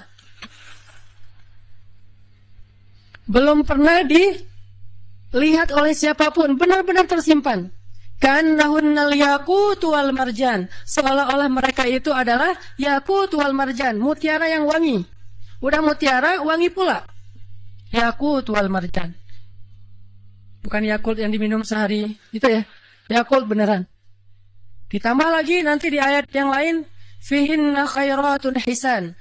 Perempuan yang khairat. Khairat itu artinya banyak anak. Subur. Dan di surga itu orang berkeluarga dan beranak pinak. Sehingga seseorang ketika pengen punya anak, langsung punya anak, tidak perlu 9 bulan hamil. Dan gak perlu juga sesar. Udah aja lahir. Lahir dengan cara yang Allah ciptakan, sangat indah, tidak perlu ada wahnan ala wahnin, tidak ada kepayahan demi kepayahan, lahir anak. Dan anaknya bisa pesen, request. Ya Allah, saya pengen anak laki-laki, tapi modelnya gini. Nah, bisa. Kalau di dunia kan nggak bisa request, terima aja apa adanya ya. Oh gini aja, ternyata nggak mirip. Cuma di dunia di akhirat mah bisa request segalanya, sesuatu juga bisa request.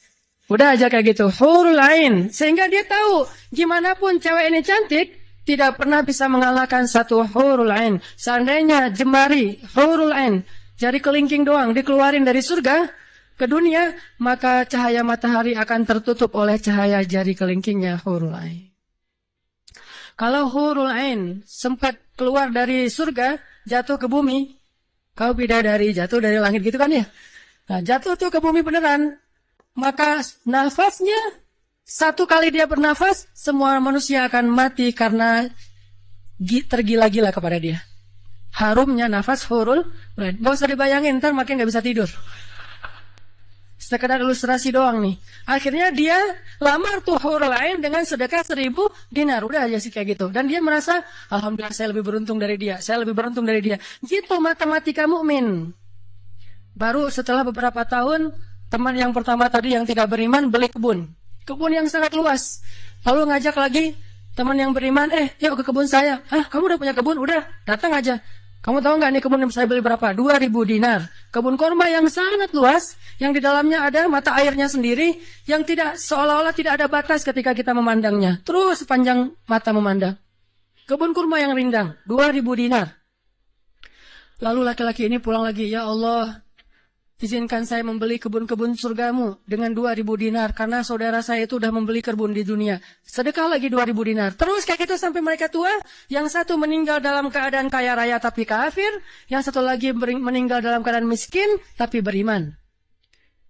Siapa lebih beruntung? Tergantung matematika yang dipakai. Kalau matematikanya materi duniawi, pasti orang yang pertama yang tidak beriman lebih beruntung. Bisa menikmati dunia habis-habisan sampai hari tuanya. Tapi kalau matematikanya matematika mukmin, Rabbani, maka pasti yang kedua lebih beruntung dari yang pertama. Nanti setelah mereka meninggal, ini ceritanya panjang sekali dan kemudian jadi salah satu tafsir dari Al-Quran surat As-Saffat yang nanti kita baca. Di akhirat, kalau teman-teman tahu kalau kita baca tafsir itu ternyata ya, di surga itu punya jendela.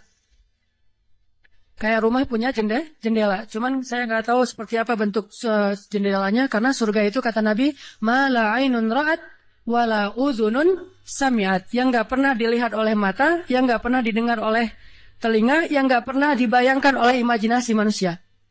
Yang jelas ada jendela itu di surga. Nah, jendela ini apa? Jendela ini dipakai untuk mengintip ke neraka. Jadi nanti kalau ada kisah-kisah penduduk surga menyelamatkan orang-orang di neraka, itu lewat jendela itu.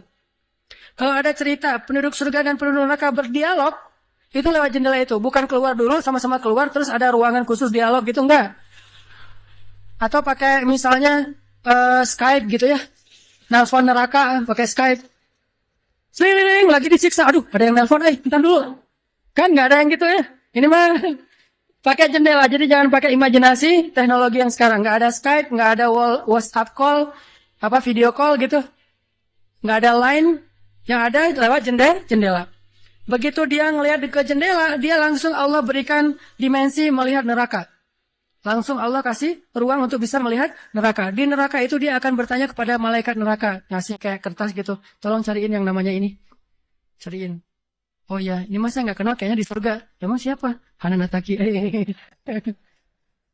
Penduduk malaikat neraka mah nggak kenal. Amin. Aminin atuh. Mudah-mudahan semua kita tidak dikenal di neraka. Dikenal di surga insya Allah. Kalau ini mah nggak boleh lebay. Ini serius nih. Udah aja kasih nama gitu ya ke malaikat penjaga neraka. Kenal nama ini enggak? Oh, ntar dulu nanya ke yang lain. Kenal nama ini enggak? Oh, ada tuh yang di pojok sana tuh lagi dihabis-habisin sama malaikat. Dan udah malaikat yang itu bawain sini gitu. Pas dibawain ternyata itu adalah laki-laki tadi yang di dunia saling bersaing dalam memperkaya diri. Satu memperkaya diri di dunia ya, satu lagi memperkaya diri di akhirat. Bro, gimana nasib lo sekarang? Waduh, saya sekarang disiksa segala macam, dia ngaku kesalahannya. Lah kamu gimana? Dulu kamu katanya beli rumah di surga, terus nikah di surga, terus beli kebun di surga, udah dapat. Wah, bukan dapat lagi. Ternyata 1.000 dinar itu bukan satu istana loh bro. 1 dinar itu sekian ribu istana. Sekarang saya 1.000 dinar, bayangin aja. Gitu. Makin sakit kan ya. Makin nelangsa, makin stres. Udah di neraka stres pula, stroke lagi. Kena kejang-kejang gitu. Enggak di neraka kejang-kejang aja enggak enak. Stroke enggak enak. Apalagi udah stroke-nya di neraka kan lebih enggak enak tuh. Orang kena penyakit jantung di dunia enggak enak. Ini penyakit jantungnya di neraka lebih enggak enak lagi. Ini mah imajinasi saya. Sesuai dengan di Al-Quran surat As-Saffat. Dialog antara penduduk surga dan penduduk neraka. Inilah teman-teman matematika untuk mengukur siapa lebih beruntung. Sehingga kita tidak perlu bertanya, kenapa? Why? Saya udah hijrah kok makin susah hidup saya, dunia itu. Akhirat enggak. Kalau kita mengukur amal kita hanya dengan dunia, kita bakal sering kecewa karena Allah tidak menilai dunia ini bahkan lebih ringan daripada 11 sayap nyamuk. Seandainya kata Nabi dunia ini di mata Allah ada harganya, pasti Allah nggak mau ngasih dunia kepada orang yang tidak beriman, nggak mau. Berhubung dunia ini tidak ada nilainya, Allah kasihlah kepada orang yang tidak beriman. Sedangkan yang bernilai, Allah simpan untuk orang yang beriman dan sabar. Pakai kacamata Rabbani, cara pandang Allah Subhanahu wa Ta'ala. Sehingga ketika kita hijrah, kita minta tolong kepada Allah urusan dunia, tetapi kita yakin kalau kita istiqomah, ikhlas, maka di akhirat wa ma indallahi khair. Itu harus jadi mantra yang kita ulang-ulang tuh. Kalau teman-teman lagi cemburu dengan dunia, seseorang bilang wa ma indallahi khair. Apa yang ada di sisi Allah lebih baik. Berarti nggak jadi cemburu tuh. Saya pakai itu sebagai terapi buat diri saya sendiri. Kalau saya lagi ada rasa kayak kepengen apa yang orang punya, ada rasa iri, ada rasa cemburu, ada rasa kayak merasa orang lain lebih beruntung dari kita, saya selalu pakai mantra wa ma indallahi khair, wa ma indallahi khair, wa ma indallahi khair. Sehingga hilanglah rasa cemburu itu. Apa yang ada di sisi Allah lebih baik, apa yang ada di sisi Allah lebih baik, apa yang ada di sisi Allah lebih walal akhiratu khairul laka minal ula wal akhiratu khairu wa abqa. Akhirat lebih baik bagimu dan daripada dunia. Akhirat lebih baik dan lebih kekal. Itu aja yang kita ulang-ulang mantranya. Wa ma indallahi khair. Udah aja senyum. Kita yang istiqomah gini-gini aja, orang lain yang tidak istiqomah yang sudah melenceng jadi gitu. Ya udah, apa yang di sisi Allah lebih baik. Ada yang gara-gara misalnya dukun bertindak jadi nikah, kita bertindak sendiri nggak nikah-nikah misalnya ya. Ya udah aja, wa ma indallahi khair. Dan apa yang ada di sisi Allah itu bukan hanya akhirat tetapi juga dunia. Cuman Allah tidak memberikannya dalam waktu yang segera kepada mukmin karena Allah ingin melihat dulu ketabahan, kesabaran dan keistiqomahan kita. Matematika itu coba kita pakai dalam hidup. Kayak saya pernah dulu banget awal-awal saya di Bandung masih senang usaha-usaha gitu sebelum ada dakwah. Kan pertama saya masuk ke Bandung bukan berdakwah. Lama-lama setelah lelah berusaha akhirnya berdakwah. Karena nggak mendapatkan kebahagiaan hanya dengan harta. Kan dulu saya pernah usaha bisnis pulsa yang saya pernah cerita. Ada 60 cabang pulsa saya di Bandung. Terus naik lagi bisnis jual beli mobil bekas. Beli, jual. Terus terakhir pernah main properti walaupun nggak sampai punya klaster, sampai punya perumahan. Tapi 1-2 properti beli, jual lagi, perbaiki, jual, dan segala macam. Waktu itu saya sempat hampir kegoda sama teman saya yang beli beberapa aset ruko di daerah Antapani. Dulu Antapani nggak seperti sekarang, masih murah-murah tuh rukonya. Dan kan cepat banget tuh perkembangan Antapani ya. Dia beli tuh 1 ruko di Antapani dengan DP, lalu dia cicil. Nah, cicilannya ini dibayar oleh yang kontrak. Kebetulan ruko dia dikontrak oleh warung Padang. Sehingga dia paling nambah-nambah dikit lah, walaupun yang nggak bisa utuh, tapi dia nambah-nambah dikit. Ini udah azan? Udah? Oh, nanti ceritanya next, insya Allah habis sholat isya. Barakallah. Bismillahirrahmanirrahim. Tadi sampai di mana teman-teman? Oh iya, Antapani ya. Sampai Antapani. Nah, waktu itu nggak ada basa-basi, langsung aja Bismillahirrahmanirrahim. Teman-teman kita lanjutkan sampai di Antapani. Jadi teman saya tuh ada yang investasi dengan beli salah satu ruko di Antapani dengan cara nyicil DP, terus yang bayar cicilannya itu adalah yang kontrak. Kalau nggak utuh pun dia tambahin sedikit lah. Paling nambahin 500.000 sebulan. Setelah kurang lebih 3 tahun, akhirnya itu udah lunas, dia bisa nge-DP-in lagi yang baru. Setelah sekitar 5 tahun berjalan, saya ketemu lagi sama dia. Dia bilang, ini semuanya udah ruko saya nih. Udah ada sekitar 6 ruko yang dia punya. Dan setengahnya dipakai sama Alfamart. Sisanya dipakai ada warung Padang, ada apa di situ. Sehingga dengan cara dia bisa cepat berkembang. Saya di awal menganggap diri saya itu agak-agak idealis. anggapan pertama, waduh saya ini kayaknya terlalu idealis kali ya gitu. Mulai galau kan, mulai tidak istiqomah. Jangan-jangan saya terlalu kaku nih dalam agama. Lagi nyari-nyari dalil mana nih yang membolehkan gitu kan ya. Biasalah apalagi ustadz kan bisa ngotak-ngatik gitu kan. Sampai bisa menemukan dalil boleh. Tapi nggak nemu. Akhirnya yang bisa menguatkan hati apa? Wa ma indallahi khair. Apa yang ada di sisi Allah lebih baik. Kalau mau kayak gitu mungkin sekarang saya udah punya juga beberapa ruko. Tapi karena nggak bisa dengan cara seperti itu, akhirnya ya punya itu aja dan tidak berkembang secara duniawi. Tetapi saya yakin mudah-mudahan dengan itu kita berinvestasi di akhirat. Makanya ini matematika harus jadi pola pikir kita, harus jadi mindset, persepsi kita dalam hitung-hitungan amal. Sehingga ketika kita belajar Islam, mulai bertaubat, mulai berhijrah, lalu Allah Subhanahu wa taala seolah-olah lebih memanjakan orang lain yang belum berhijrah, yang belum bertaubat daripada kita dengan dunia. Katakan wa ma indallahi khair. Apa yang ada di sisi Allah lebih baik. Katakan bahwa wal akhiratu khairun wa abqa. Akhirat lebih baik dan lebih kekal. Katakan walal akhiratu khairul laka minal ula. Dan akhirat itu lebih baik bagimu daripada dunia. Ini yang memotivasi kita untuk bisa istiqomah. Sehingga kita tidak ngerasa dicurangin sama Allah Subhanahu wa ta'ala. Karena Allah melihat balasan akhirat itu lebih baik daripada ngebalas di dunia. Sehingga Allah kalau sayang kepada seorang hamba, Allah menyediakan akhirat lebih besar daripada dunia untuk dia.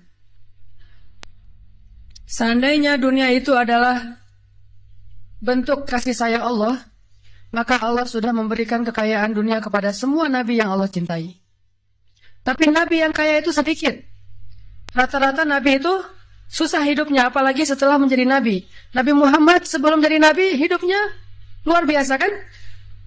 40 tahun pertama, terutama 15 tahun pertama setelah menikah dengan Khadijah, gimana kehidupan Nabi Muhammad?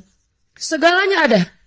Khadijah itu orang yang paling kaya, perempuan paling kaya di Mekah, menikah dengan Nabi Muhammad yang pintar dalam berdagang. Gak pernah Nabi rugi dalam berdagang. Jujur tapi untung. Sehingga selama 15 tahun, Nabi mau traveling kemana aja bisa. Traveling ke Syam bisa. Traveling ke Yaman bisa. Syam dan Yaman itu jarak yang cukup jauh. Mau ngapain aja bisa. Punya ternak yang sangat banyak, punya kebun kurma yang luas sekali dan segala macam. Rumahnya rumah terbaik di kota Mekah. Hidup selama 15 tahun dalam kenikmatan. Begitu jadi nabi, langsung kayak terjun payung. Cepat sekali. Sampai akhirnya Khadijah wafat ketika Nabi masih di Mekah dalam keadaan hampir tidak punya warisan apa-apa. Jadi kurang dari 13 tahun jatuh miskin, fakir. Sampai ketika hijrah ke Madinah, Aisyah curhat. Apa kata Aisyah? Di rumah Rasulullah itu lebih dari 1 bulan tidak ada asap di dapur. Dalam keadaan tidak pernah masak selama berbulan-bulan. Soalnya kalau kita mah beli warung Padang jadi nggak perlu masak ya. Kenapa itu rumah nggak pernah masak? Yalah, soalnya dia punya warung, jadi masaknya di warung, tinggal dibawa aja ke rumah. Nabi benar-benar nggak pernah masak tuh. Coba bayangin, pernah nggak Nabi bilang gini ke Allah, Allah, lah saya kan kerjanya sama Allah, kok malah jadi kayak gini, hidup saya jadi susah gini. Nggak pernah Allah, Nabi mengatakan demikian. Kenapa? Karena Nabi tahu logikanya. Nabi benar dalam menggunakan logika hitung-hitungannya. Nabi tahu matematikanya, sehingga Nabi nggak pernah mengeluh ke Allah, kok saya sejak jadi Nabi jadi susah Allah. Katanya saya kekasih Allah, kok saya diperlakukan kayak gini. Nggak pernah Nabi ngomong kayak gitu. Kalau Nabi aja kekasih Allah, malah jadi susah gara-gara jadi kekasih Allah secara duniawi, tidak pernah mengeluh. Terus siapa kita mau mengeluh dan menuduh Allah dengan tuduhan-tuduhan yang tidak benar? Apakah kita merasa bahwa setelah kita berhijrah, Allah harus memberikan kepada kita dunia yang di mata Allah tidak ada nilainya? Berarti kita meminta kepada Allah sesuatu yang tidak baik dan membuang sesuatu yang baik. Itulah yang dulu pernah dinasihatkan oleh Musa kepada Bani Israel di dalam surat Al-Baqarah. Coba teman-teman lihat di surat Al-Baqarah itu ayat 61.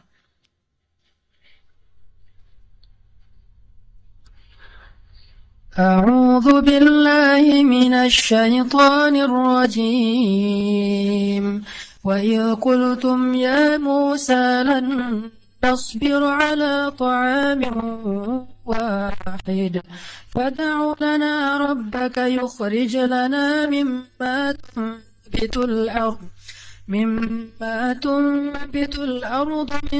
بقلها وقثائها وفومها وعدسها وبصلها. Apa yang terjadi? Ketika orang-orang Bani Israel hijrah ke Palestina, lalu mereka mengeluh di Palestina. Karena setelah mereka hijrah, hidup mereka tidak menjadi lebih baik secara duniawi. Perasaan kata Bani Israel, sama aja deh. Sejak kita hijrah, sejak kita masuk agama Yahudi, sejak engkau datang Musa, sawa'un alaina, nasib kami sama aja nih. Sebelum kamu datang dan setelah kamu datang, nasib kami tetap aja susah, wahai Musa. Ini logika Bani Israel. Makanya banyak Bani Israel itu yang kufur kepada Allah karena pakai logika ini. Logika 2 tambah 2, 4. Itu logika Bani Israel. Kalau dalam urusan ada agama, beda kalau dalam urusan matematika. Jangan bilang, Dek, 2 tambah 2 berapa? 4. Bani Israel. Jangan. Itu mah matematika. Kalau dalam urusan agama, itu logika Bani Israel. Mereka selalu menghitung-hitung itu dengan logika matematika duniawi. 2 tambah 2, 4. Sehingga mereka selalu mengeluh, ya Musa, sama saja nasib kami, engkau datang dan engkau tidak datang dulu. Sama-sama susah. Terus apa baiknya dengan kedatangan wahai Musa? Mereka menghitung kebaikan itu hanya dari sisi materi saja. Padahal kedatangan Musa telah mengeluarkan mereka dari perbudakan kalau mau dihitung lebih jujur bahwa di urusan dunia. Kedua, dengan kedatangan Musa, mereka akhirnya diselamatkan dari kejahatan dan kekejaman Firaun yang membunuh anak laki-laki mereka dan memperbudak anak perempuan. Apakah mereka lupa? Afala ta'qilun ya Bani Israel? Tidakkah kalian berpikir wahai Bani Israel? Ditambah lagi dengan janji Allah untuk Bani Israel. Allah bukakan langit dan bumi untuk Bani Israel. Bayangin, Bani Israel lagi hijrah nih. Dari Mesir ke Palestina. Di tengah jalan haus. Musa haus. Haus ngadu. Hashtag semuanya viral. Haus Bani Israel. Hashtagnya haus. Akhirnya Nabi Musa berdoa kepada Allah, ya Allah beri mereka air. Keluarlah mata air satu untuk Bani Israel yang ada 12 suku. Berapa? 12 gitu? Lupa ya. Ya gitu deh. Oh ini. Ya 12. Isnata asyara aina. 12 suku. Pakai satu mata air. Udah gitu karena Bani Israel ini orangnya nggak bisa teratur hidupnya. Suka nggak bisa ngantri, nggak bisa teratur, nggak sabaran. Pokoknya tamak aja. Begitu keluar satu mata air, mereka ada 12 suku, berantem. Ini gua duluan nih. Siapa lo? Rame aja di antara Bani Israel. Cuma bahasanya saya nggak ngerti, Ibrani. Bukan siapa lo. Udah aja gitu, rame sesama Bani Israel. Akhirnya mereka ngeluh lagi, Musa, masa sih satu mata air? Ini rebutan nih, daripada kita nanti rame, daripada putus silaturahim, doain dong, minta 12 mata air. Nabi Musa berdoa lagi. Akhirnya keluar 12 mata air. Dimanja banget sama Allah. Udah keluar 12 mata air, mereka minum. Jalan lagi, Musa. Dari kemarin kita makannya perasaan roti wae. Gak ada daging gitu Musa? Nanya daging. Ini kayaknya nih buffetnya nggak internasional nih, Asian food gitu, nasi gitu ya. Saya pengen sekali-kali dong Musa cari yang buffet yang international food gitu. Akhirnya Allah kasih manawasal, kasih burung datang sendiri untuk disembelih. Datang tuh burung terbang depan Bani Israel, nunduk langsung gini. Enggak. Coba, burung Bani Israel. Coba ada nggak burung kayak gitu sekarang? Bebek gitu ya. Pak, hari ini kita masak bebek. Oh boleh. Bebek, datang sih bebek teh. Yaitu ayam datang. Nggak ada kan sekarang kan ya? Allah tundukkan burung yang liar kepada Bani Israel. Datang untuk disembelih. Disembelih langsung dibakar. Terus makan. Kemudian keluar lagi makanan-makanan luar biasa. Datang dari langit seperti datang kepada Maryam alaihissalam. Masih ngeluh juga. Terus jalan lagi. Musa. Haredang. Panas. Datang awan. Menaungi Bani Israel. Mana ada manusia, bangsa di muka bumi ini, selain para nabi, yang dinaungi awan sepanjang perjalanan coba. Kecuali Bani Israel. dan orang-orang modern yang pakai kendaraan udah tertutup ya. Kalau dulu mah Bani Israel kemana mereka pergi awan ngikutin. Wan, sana ya. Ya, ya, kata awan saya. Bukan si Iwan, awan. Udah aja jalan. Bani Israel mana? Kadang-kadang suka iseng. Nih lihat ya awannya nih, ikutin kita nggak ya? Lari ya, lari. Awannya ikut lari. Namanya Bani Israel iseng. Tapi Allah masih diakal-akalin sama mereka kan? Yang pernah saya cerita. Disuruh bayar zakat. Mereka katakan kami mah zakat 2,5% mah itu orang pelit lah. Kalau zakat mah nggak usah tanggung-tanggung 2,5%, 10%. Kan Islam 2,5%, Nasrani 10%, Bani Israel 100%. Hah? Sampai Musa aja kaget 100%. Benar gitu syariatnya 100%. Wah Musa 100% ya. Kami berani memberikan zakat 100%. Caranya gimana? Dikumpulin semua gandumnya, dilempar ke langit, terus dia bilang ya Allah ambil sesukamu, yang jatuh ke bumi itulah hak saya. Itulah Bani. Saya lempar semuanya, gandum, roti, segala macam, korma, dilempar ke langit. Ya Allah ambil sesukamu ya Allah. Yang jatuh ke bumi berarti engkau ridho untuk saya. Mana ada yang nyangkut di tengah antara langit dan bumi kan? Pasti semuanya jatuh ke bumi. Oh berarti Allah nggak memerlukan itu, ya udah untuk kita aja. Yang penting kan kita udah niat nih 100%, tapi Allah nggak mau nerima, ya udah itu akal-akalan Bani Israel. Makanya mereka ngeluh, ya Musa di Palestina itu tidak ada sayur mayur, kami kangen makanan-makanan di Mesir. Kalau teman-teman tahu Mesir itu sebetulnya nggak tandus-tandus amat. Mesir itu ada bagian yang salju. Jadi kalau mau ngerasain Eropa bisa ke bagian itu. Ada yang bagian yang benar-benar padang pasir. Ada yang bagian yang subur luar biasa. Nah, sampai mereka kangen dengan sayur-sayuran Mesir. Kangen dengan bayam, kalau di kita mah kangen dengan singkong, kangen dengan jengkol. Ya, pernah kangen jengkol? Karena nggak pernah keluar Bandung. Kalau keluar Bandung pasti kangen jengkol. Misalnya umroh gitu ya. Ada restoran Indonesia, Mang ada jengkol? Di Mekah. Kalau tanya orang Arab, jengkol. Bahasa Arabnya tidak ada jengkol. Soalnya bahasa Arabnya tidak ada jengkol. Mana ada kata orang Arab? Jengkol. Yang aroma raihan. Gitu. Intinya orang Bani Israel kangen dengan makanan Mesir. Kata Nabi Musa. Qala tastabdiluna alladhi huwa adna billadhi huwa khair. Apakah kalian meminta untuk menukar sesuatu yang buruk dengan sesuatu yang lebih baik? Maksudnya apa? Kenapa kalian ingin dibayar oleh Allah dengan dunia ketika kalian beriman? Kalau saya itu kalau beriman hitung-hitungan banget. Habis beriman harus rezekinya berlimpah. Habis beriman harus terbebas dari segala masalah. Habis beriman harus dimanjain banget dunianya. Itu pola fikir Bani Israel. Sedangkan para nabi dan orang-orang yang beriman nggak kayak gitu cara berfikirnya. Setelah beriman Allah uji, maka mereka mengatakan ini untuk melihat apakah saya jujur dalam iman atau munafik. Seperti kata Bilal. Ketika Bilal beriman dengan qadarullah dia ketahuan imannya oleh tuannya Umayyah bin Khalaf. Lalu disiksa oleh Umayyah bin Khalaf. Setelah disiksa berhari-hari, Umayyah ngomong gini, Bilal, mana Tuhan kamu? Coba lihat tuh, kamu disiksa-siksa, Tuhan kamu nggak pernah ngebelain kamu, Muhammad juga nggak pernah ngebelain kamu. Jadi kamu tuh sebetulnya kasihan, tinggal sendiri, nggak pernah dibelain oleh siapa-siapa. Kalau nggak saya nyelamatin kamu, kamu akan celaka, wahai Bilal. Apa kata Bilal? Ya Umayyah, udah nggak bilang lagi Tuhan, dia mah udah beriman. Nggak ngomong lagi Tuhan, nggak ngomong lagi gitu. Kalau saya diuji atau disiksa karena keimanan saya, itu berarti Allah ingin melihat kesabaran saya. Maka kalian akan melihat sabar saya lebih kuat daripada sabarnya orang Arab. Karena orang Arab Mekah itu terkenal dengan keteguhan dan kesabarannya. Saya akan lebih sabar daripada laki-laki Arab. Dan akan lebih kuat daripada gunung Uhud. Bilal tahu itu. Jadi bukan, ya juga ya Umayyah. Udah nih balik lagi aja kayak dulu. Enggak, Bilal mah gak ngomong kayak gitu. Kan orang suka pundung gitu ya. Pundung fisabilillah. Baru hijrah, Allah kasih ujian pundung. Aduh, sama aja udah hijrah gak hijrah, tetap aja gak bisa dapat jodoh. Nah gitu kan. Akhirnya udahlah sekalian kayak dulu aja. Aduh sama aja, ternyata udah rajin ngaji. Belum kelihatan juga ke atas, masih aja gak ada yang kecantol misalnya kan ya. Aduh udah rajin, udah pindah kerjaan, tetap aja belum dapat kerjaan yang lebih baik. Kata Allah, wa may yattaqillah yaj'al lahu makhraja. Mana? Wa yarzuqhu min haitsu la yahtasib. Mana tuh? Jawabannya Allah berikan itu setelah Allah lihat kesabaran kita. Kalau Allah belum melihat kesabaran kita, Allah nggak akan kasih apa yang Allah janjikan. Karena yattaqillah bukan hanya taubat, tetapi sabar. Itu satu paket. Takwa itu at-ta'ah was sabr, itulah takwa. Taat dan sabar, itulah takwa.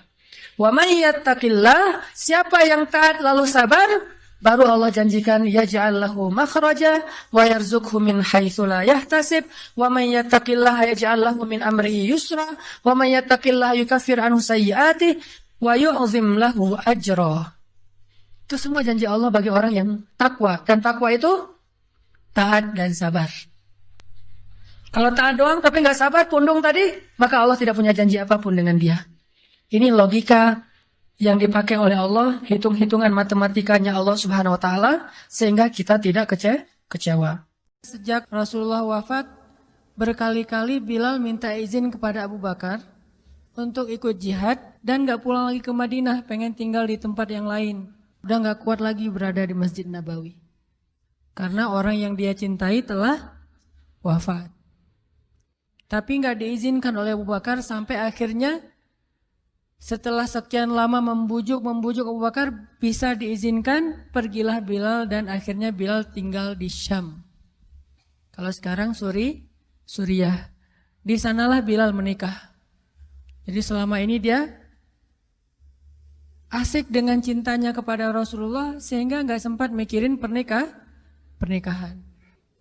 Baru berangkat ke Syam, sampai di Syam Bilal menikah di sana.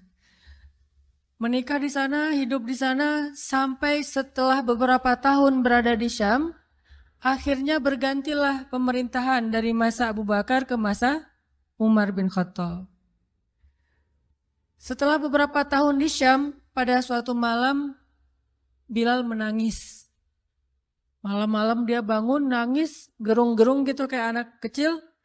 Istrinya nanya, "Ya Bilal, ada apa? Ada apa? Kamu mimpi buruk?" "Enggak, justru ini mimpi baik." "Mimpi apa?" "Aku mimpi ketemu dengan Rasulullah SAW." Dan Rasulullah bersabda, "Siapa yang melihat aku dalam mimpi, berarti dia melihat aku dalam kenyataan." Aku bertemu dengan Rasulullah di dalam mimpi dan Rasulullah berkata, "Ya Bilal, kami rindu kepadamu. Sudah lama engkau tidak mengunjungi kami ya Bilal." Setelah bangun dari mimpi itu, Bilal semakin rindu kepada Rasul, merasa bersalah udah lama gak menjenguk Rasulullah. Akhirnya Bilal pun memutuskan untuk, kalau bahasa kita mah umroh, memutuskan untuk ziarah ke makam Rasul. Berangkat Bilal dari Syam, umroh ziarah ke makam Rasul. Melihat Bilal masuk lagi ke kota Madinah, penduduk Madinah itu berasa seperti hidup lagi di zaman Rasul. Senang gitu, dan Umar sangat senang dengan kedatangan Bilal. Sehingga selesai Bilal sholat, selesai Bilal ibadah-ibadah sunnahnya, termasuk menjenguk atau berziarah ke makam Rasul dan Abu Bakar. Kemudian Umar berkata kepada Bilal, "Ya Bilal, sudah lama kami tidak mendengar suara azan darimu. Tolong kumandangkan sekali lagi azan seperti engkau mengumandangkannya di masa Rasul. Kami rindu ingin merasakan suasana di zaman Rasul." Benar Bilal, kata para sahabat yang lain yang ada di situ. Umar, kemudian Abdurrahman, beberapa orang sahabat, "Ya Bilal, azan, kami ingin mendengar suaramu seperti dulu kami mendengarnya di masa Rasul." Kata Bilal, "Saya tidak akan kuat." Kata mereka, coba dulu kamu usahakan karena kami ingin sekali mendengarnya. "Saya tidak akan kuat. Cobalah wahai Bilal demi kami supaya kami bisa semangat lagi dalam beramal soleh mengikuti perjuangan Rasulullah." Akhirnya karena udah dipaksa terus, Bilal pun mengumandangkan azan. Allahu Akbar, Allahu Akbar. Kota Madinah kaget mendengar suara Bilal. Orang-orang yang ada di rumah semuanya mengatakan, "Apakah Rasulullah sudah bangkit kembali? Apakah Rasulullah sudah bangkit kembali?" Mereka semuanya kaget dan bahagia, seolah-olah Rasulullah sudah bangkit dari kematiannya. Seperti Isa seolah-olah diturunkan kembali setelah dia diangkat ke langit. Satu kota Madinah tuh kaget bahagia gitu. Kayak seorang ibu yang kehilangan anaknya tiba-tiba mendengar suara anaknya dari jarak dekat dan ingin dipeluk segera anaknya itu. Saking rindunya mereka kepada Rasulullah. Allahu Akbar, Allahu Akbar. Pasar yang tadinya ramai tiba-tiba sepi mendengar suara Bilal yang masih sayup-sayup. Asyhadu an la ilaha illallah. Semuanya berlari keluar dari tempat-tempat kerja mereka, dari pasarnya, dari rumahnya. Semuanya berlari ke masjid. Ingin memastikan apakah Rasulullah sudah dibangkitkan kembali. Bahagia semuanya. Apakah Rasulullah sudah dibangkitkan? Apakah Rasulullah sudah hidup lagi? Semuanya bertanya dengan pertanyaan yang sama. Asyhadu an la ilaha illallah. Semuanya semangat datang ke masjid. Ngumpul, rame banget. Kemudian ketika Bilal mengatakan, Asyhadu anna Muhammadar Rasulullah. Asyhadu anna. Enggak sanggup lagi Bilal, berhenti di situ. Kemudian Bilal menangis dengan suara nangis yang luar biasa kerasnya. Lalu satu masjid menangis, lalu satu kota Madinah menangis. Sehingga para ulama mengatakan, tidak pernah kota Madinah menangis sedahsyat mereka menangis hari itu kecuali ketika Rasulullah wafat. Cuma 2 kali menangisnya kota Madinah paling dahsyat. 1 hari ketika Rasulullah wafat. Kedua hari ketika Bilal kembali mengumandangkan azan dan mengucapkan asyhadu anna Muhammadar Rasulullah. Semuanya menangis. Semuanya merasa kehilangan Rasulullah. Semuanya merasa bahwa mereka ingin kembali di zaman ketika Rasulullah masih hidup.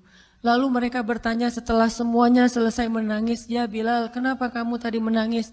Kata Bilal, dulu biasanya kalau saya selesai mengumandangkan azan, saya akan datang ke hujrahnya Rasul. Hujrah Rasulullah itu kamarnya Rasul, rumah kecilnya Rasul. Selesai azan saya akan datang ke rumahnya Rasulullah dan memanggil, ya Rasulullah as-salah, as-salah. Rasulullah nggak keluar sampai mendengar suara Bilal memanggil beliau secara khusus.